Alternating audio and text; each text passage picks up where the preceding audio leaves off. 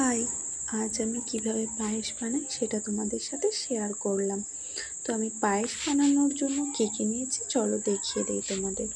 আমি এখানে 2 কাপ মতো গোবিন্দভোগ চাল নিয়েছি। জল দিয়ে চালগুলো ধুয়ে জল ঝরিয়ে নিয়েছি। আর নিয়েছি কিছুটা কাজু বাদাম, কিশমিশ আর আমন্ড ভিজিয়ে রেখেছি। নিয়েছি 2টো গুঁড়ো দুধের পাতা আর লিকুইড দুধ 2 প্যাকেট আর চিনি। এবার আমি ইন্ডাকশানটা অন করে কড়াই বসিয়ে গরম করে কিছুটা জল দিয়ে গরম করে ভালো করে ফুটিয়ে নিয়েছি। জল ফুটে আসার পর আমি জল ঝরিয়ে রাখা চালগুলো ওই জলে দিয়ে একটু ফুটিয়ে নেব। চালটা ফুটতে ফুটতে আমি একটা দুধের প্যাকেট কেটে একটা পাত্রে ঢেলে রাখবো। এবার চালের জলটা পুরোটা শুকিয়ে যেতে আমি ওই 1 প্যাকেট দুধের কিছুটা ওই চালে ঢেলে দেব এবং ভালো করে ফুটিয়ে নেব।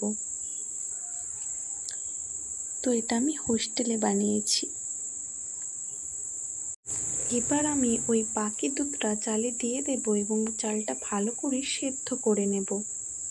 আর মাঝে মাঝে একটু নেড়ে দেব যাতে কড়াইয়ে চালটা না লেগে যায়। তো আমি প্রথমেই বললাম আমি এটা হোস্টেলে বানিয়েছি, কারণ হোস্টেলে থাকি, তাই যদি কোনো ভুল হয়ে থাকে ক্ষমা করো। আমি যেমন পারি তেমনই করলাম।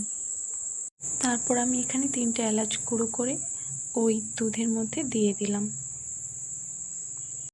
আবারও একটু নেড়ে দেবো আর দেখবো চালটা কতটা সেদ্ধ হলো। এখনও অনেকটা বাকি আছে সেদ্ধ হতে, তাই এখনও চালটা ফুটতে দেব। কিছুক্ষণ পর এই চামচে 3 চামচ ঘি ওর মধ্যে দিয়ে দেব আর বাকি 1 প্যাকেট দুধটাও ওর মধ্যে দিয়ে দেব। তারপর সেই 2 প্যাকেট গুঁড়ো দুধ দিয়ে দেব আর একটু নাড়িয়ে দেব। তো আমি যেমন বানাই পায়েস সেটাই বানালাম।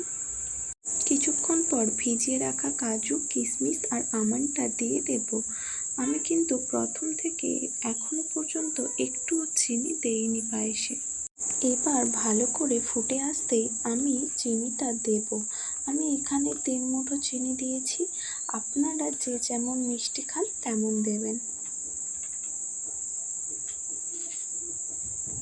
একটু নাড়িয়ে দেবো আর ভালোভাবে ফুটতে দেবো। আর দেখুন চালটা কত সুন্দর ভালোভাবে গলে গেছে।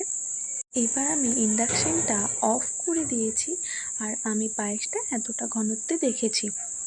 আর আপনারা আরও একটু মোটা করে নেবেন বা পাতলা করে নেবেন, আপনারা যে যেমন পছন্দ করেন। তো আমার পায়েস তৈরি তো হয়ে গেল। তো তোমাদের ভালো লাগলে কমেন্টে জানিও, বাড়িতে বানিয়ে অবশ্যই টেস্ট করে দেখো। তো ভিডিওটা দেখার জন্য ধন্যবাদ। তো যদি কোনো ভুল করে থাকি ক্ষমা করে দিও, কারণ আমি যেমন বানাই তেমনই বানালাম। তো আজকের মতো এখানেই শেষ করলাম।